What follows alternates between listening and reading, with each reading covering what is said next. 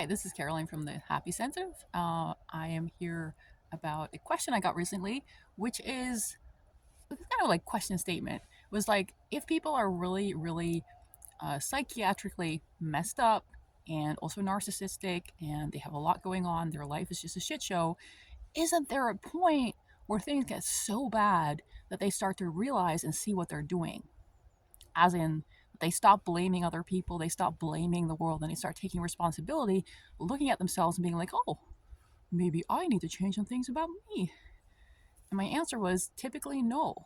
People do not see the light. And the person asking the question was like, but surely if the problems keep getting worse and worse, there has to be a point where they can no longer point the finger at someone else.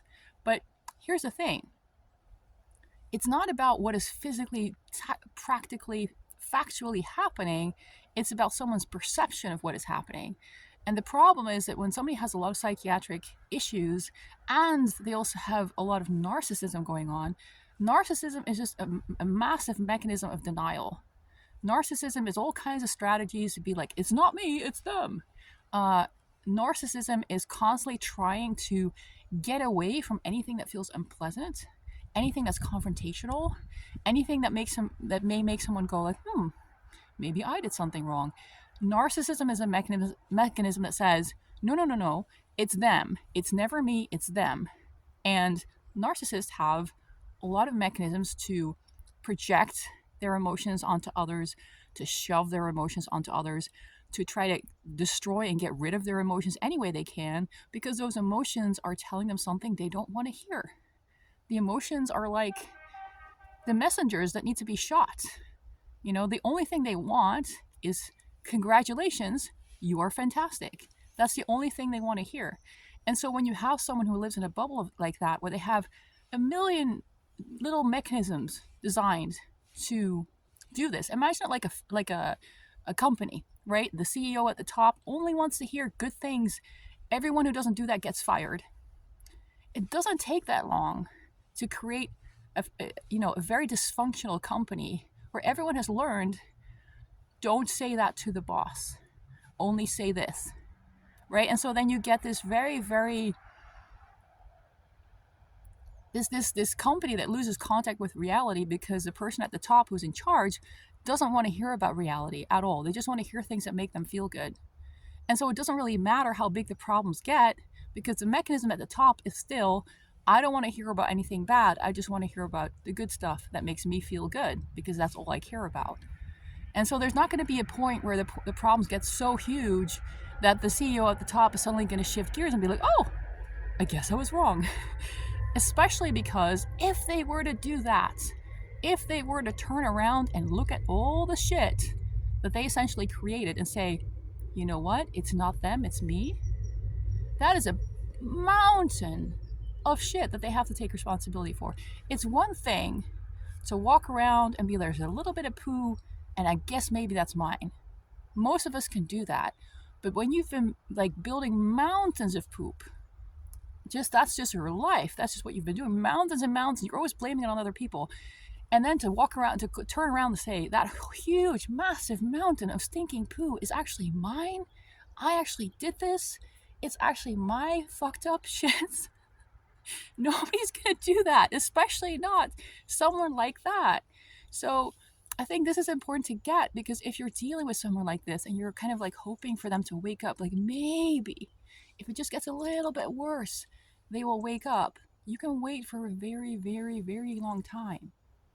And I know there are people who hit rock bottom in some ways, and they have like they have a turnaround point. But like, don't go waiting for it. And if you have somebody who has not just because with people who have an addiction problem, of course there's they have to wait for them to hit rock bottom. You can't force it. They have to kind of want to change. That's one thing. But if you have addiction problems or severe narcissism, and then you also have a lot of psychiatric issues that kind of twist reality anyway, the chances just become lower and lower and lower and lower that someone's ever going to reach that point where they're going to see things for what they are, because the pain that they would have to face when they actually take responsibility just keeps growing. Every year they're in denial. Every year they're shoving things off their plate. Creates more pain to deal with in the future when they decide to actually take responsibility. And their whole approach, their whole conditioning, their whole attitude, their whole like drive for living is to avoid pain at all costs. So you're basically asking someone to suddenly just change everything about themselves. It's not going to happen. It's not going to happen. And when I say it's not going to happen, I don't mean, yes, there's always like that one exception you can point to, but like don't waste your life waiting around for them to wake up. Because you're just, all this time, you're just going to get blamed, you're going to get attacked, you're going to be the bad guy, it's all your fault, because they're just looking for someone to shove it onto.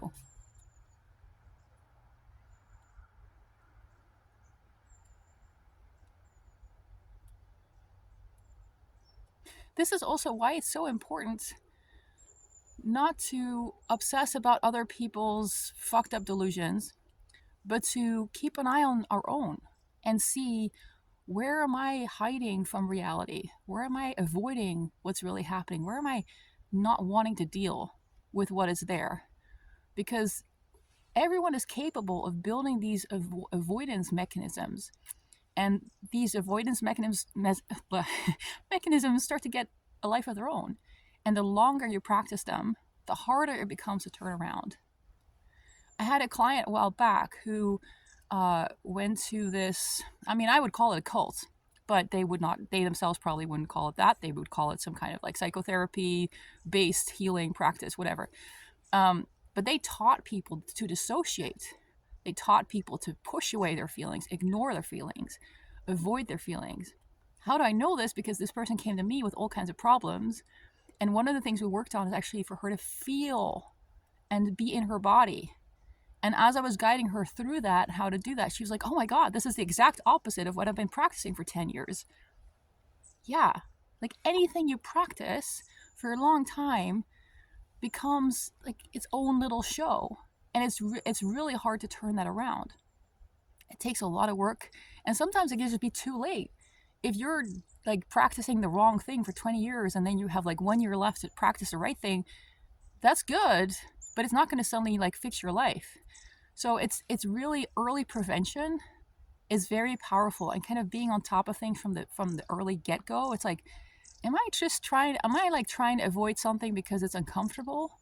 Like, do I just not want to deal with this? We all have that, and it's fine. But like, like try to catch yourself when this becomes a little bit more than just occasionally, and when it becomes a habit where you're just habitually avoiding dealing with things because it's uncomfortable and because it's painful and because you don't like it. Because the more you practice avoiding it, the more that's going to be your go-to. And the harder it's going to be to turn around, because then when you turn around, you have more stuff that you avoided that you have to then look at, and you're out of practice in dealing with it. When you understand that mechanism, you understand how that works in your own life, then you can start to see how there are people out there who are really kind of beyond hope. We can, I guess, pray for them, but like, don't wait around for them to wake up, because they have so many mechanisms they've created over such a long period of time that all those mechanisms are now doing exactly what they wanted those mechanisms to do.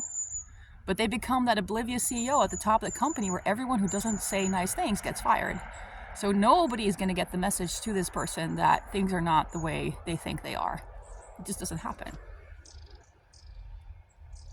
And I know you're not a company and blah, blah, blah, but like, you have systems, you have habits, you're comprised of all kinds of little habits. And all those habits are almost like little employees, right? They're just doing what you taught them to do, what you said they had to do. And they do this better and better and better the more that time goes on. And they do it faster and faster, and it becomes harder to spot it because it just becomes normal.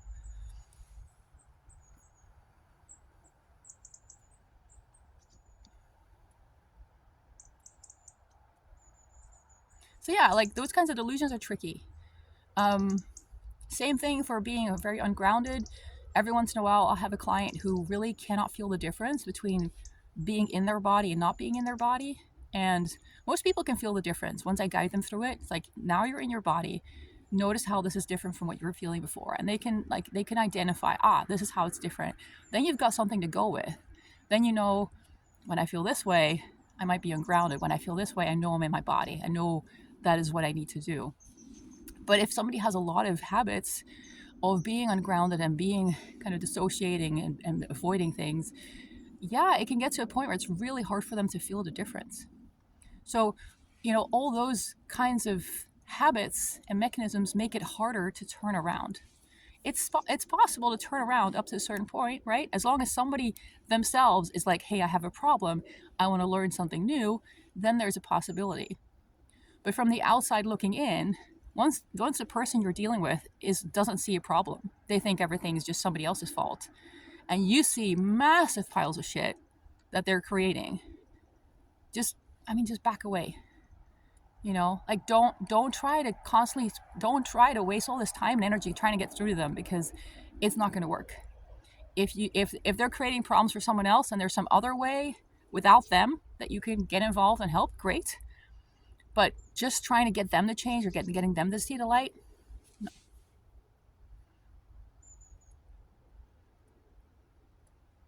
All right, I hope that was helpful. Thanks for listening. Bye bye.